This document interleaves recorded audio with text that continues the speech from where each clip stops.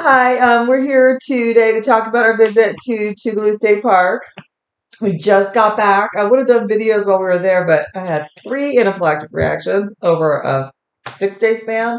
It was brutal. Pretty sure it was 5. 5 day span. And so I'm just getting to it now. It was an interesting experience. They did state at our site that you could have a 50-foot long camper, and we have a 42-foot long fifth wheel. And if my husband couldn't park that thing on a dime, we would have probably destroyed our fifth wheel getting into the spot.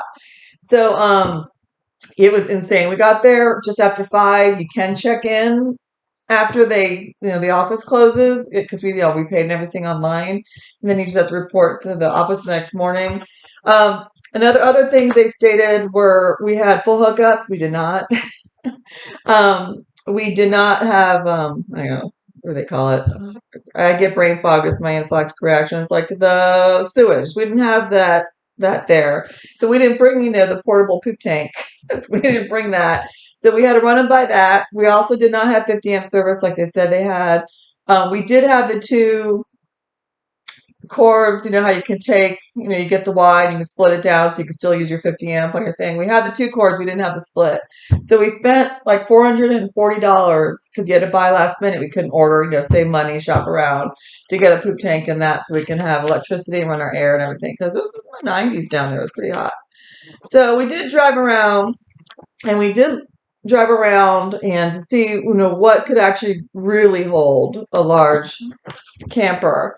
And I'll take my glasses off because I'm one of those people who can't see. And the sites that we did find, because we were in 78, and 78 looks nice and large on here. It's a pull through. It's not. It was interesting because if you step down off your steps, and that's where a drop off is, right off your steps. So you had like railroad ties, and then the drop off because you had to walk downstairs to get to that area.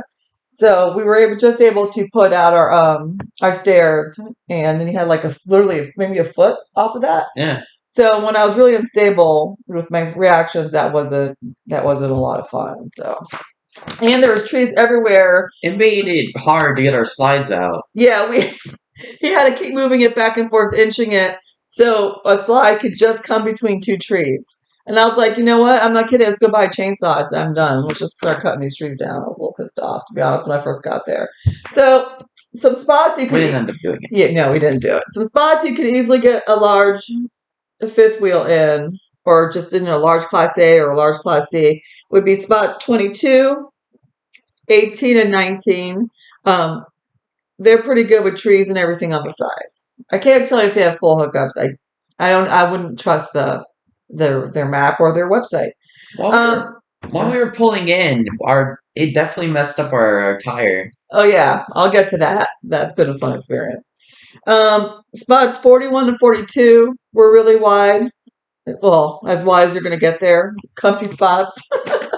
Let's see. Spot 47, because these are back end, was a good clear shot. If you time you add the length of your truck and a big fifth wheel, you can get it in there. We were trying to do that, drive around and see what would be good, because we have family down that way, and it's like the only real campground there, so we're kind of stuck. So if we want to go down there, we're gonna have to use this place. So we really went around and tried to find spots, and now we have our portable poop tank, so we don't have to worry about that part and or why.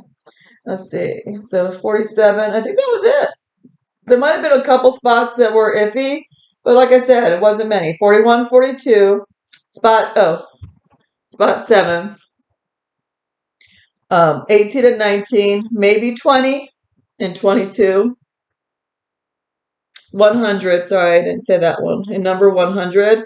But I can tell you right now, I'd stay away from 100. That the whole street was miserable. It was just so packed in. If it was really packed, you might not even be able to get your vehicle into spot 100 easily. My husband tows construction equipment all the time on those trailers, and he's gone through city streets. I mean, that man can tow anything, anywhere. So I'll take his word for it. But yes, getting into our spot, he had to go up on the railroad ties.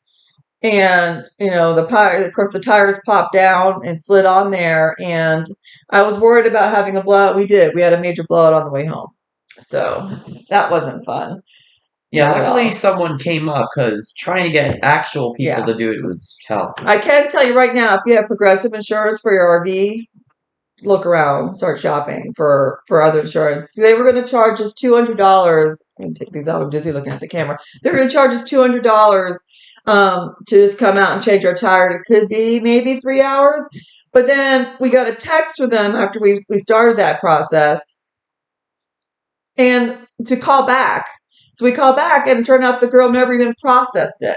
So we would have been waiting for nobody. So then I remember, because we couldn't remember the name, we did go ahead and buy tire and package warranty for Portfolio One, and we also bought just RV warranty, the RV warranty from Portfolio One, because it wasn't pricey, and from what I could read, it was really good reviews. They covered a ton. So we called them, and believe it or not, they were going to send someone out for free to come change our tire, and they're going to replace our tire. So thank God we had a full spare. If you don't have a full spare, figure out a way to get a full spare.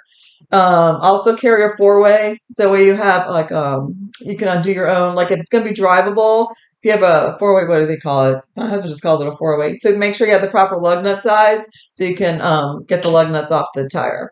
So we didn't have that. My husband can change a tire, but we didn't have the lesson learned. We're gonna buy one and put it on our RV. But anyhow, all I have to do is buy a tire because I'm not going to leave my spare on there, and send the receipt in. They'll reimburse me for the tire. So they've been spot on. We didn't use them. We actually canceled them for coming out to fix our tire because the car broke down up the street on the highway from us. By the grace of God, the guy owned his own towing service, S&S Recovery in South Carolina. If you're ever stuck, they'll do RVs because most won't touch them. S&S Recovery. He just walked down. We ended up paying him what we were going to pay the other people just so we didn't have to wait a few hours on the side of the highway because it's not safe to wait that long on the side of the highway and it's getting dark. So they were really good. But yeah, so now we have to go through the process. We are going to switch Progressive. We paid for 6 months. We have 3 months left. And then we're going to shop around and change this out of principle because they were literally horrible to deal with. And we will keep, when our initial warranty package is up with, I already called it. What did I call it? See? Brain fog. Brain fog. My anaphylactic reactions, and after 3 to 1 week is pretty bad. Um, Geez, it's already gone. Anyhow, we will renew those packages because they've already, immediately they were there and will honor their contracts. Portfolio One, jeez. And you can look them up online. They come up if you look Portfolio One RV insurance. They'll pop up, and they have the different packages, and they're not outrageous, which is awesome. But now we have to have our vehicle fixed, and I'm going to try and use both because I want to use some of Progressive. I'm trying to pull up photos. This is how tight we were. You can see, I don't know if you can see on the camera, but how tight the tire was to the wood. And then I took a picture. You can see the Y that we had to buy that Y and use our 2 cords to get our service. And that was spot 78. I was right about that. Okay. And then we had to buy our portable poop tank. I'm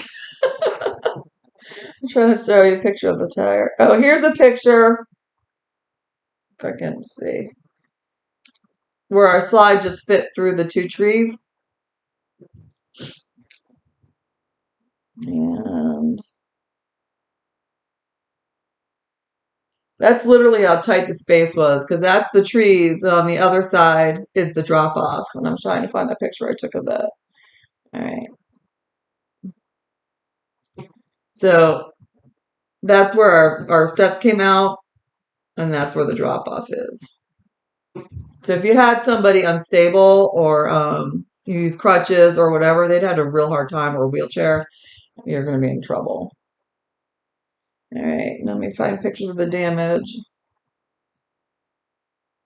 We look out because we have the Bighorn, and the Bighorn we have is a 2021 has the Asdel sides because we have black marks up the side of the RV, so that would have done damage to the sidewall. But the Asdel's a little thicker, And so we lucked out a lot. I'm trying to show if we can find a good picture.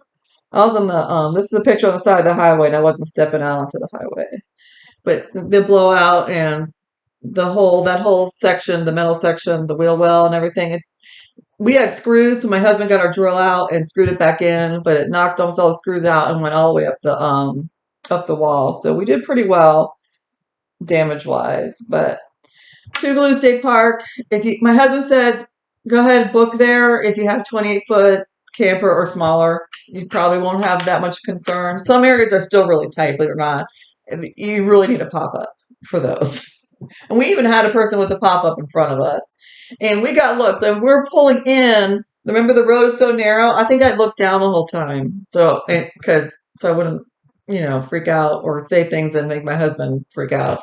But we were actually up, and you can still see our tire things because it's a tiny narrow road, and you have campers on one side and a little hill over here. We were up on the hill, so we were off the road, off tire grooves to get our camper through to even get to our spot. It winded like this.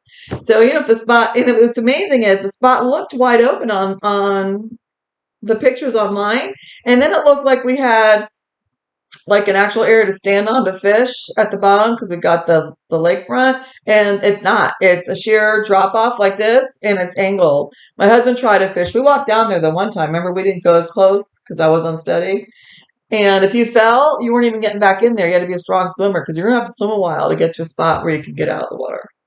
So you didn't catch any fish either. But yeah, it was interesting. Oh, and on the way out, which we hadn't noticed before, because I walked up, I said, I'm not watching you pull that out. I couldn't do it. I said, you're gonna have me in there going ooh ooh and stuff like that. So I said, I'll meet you at the top of the hill when you get the RV out. Luckily, getting out was way less bumpity than Yeah, he getting. wiggled it, didn't he? He called it the wiggle. I'm pretty sure I don't remember. Yeah, you move Also it, you think turn the truck, you wiggle it, he wiggled it until he can get it around. Because there was trees on this side that he could hit if he didn't wiggle it just right, and then trees on that side. So he got it out. And then I was like, I don't know if you noticed, they have a widowmaker. So the whole time we've been there, because there are no storms or wind, a tree had fallen across the road, so it's leaning up in the air, and I got a picture of that. And in the park, they had park hosts go up and down all the time in their golf carts, so they saw it. They did nothing about it. Let me see here. Here's a picture of it. I took a picture, and it's across the road, over the road. So everyone is driving and walking under the tree they just left over there. Though the town of Livonia is adorable. That's where Tugaloo State Park is, and so we really like that. So if you have a small camper, come prepared with all your wires. So the smaller ones probably don't need the 50 amp, and the 30 will be fine. The 30 amp service, and bring your portable poop tank. Don't trust what they have on their website at all. And that's our opinion. Stay away from. We didn't have good experience with Progressive, and we have very good experience with Portfolio One. So we just wanted to give updates on that and hopefully save some campers a headache. So, anyways, thank you. Bye.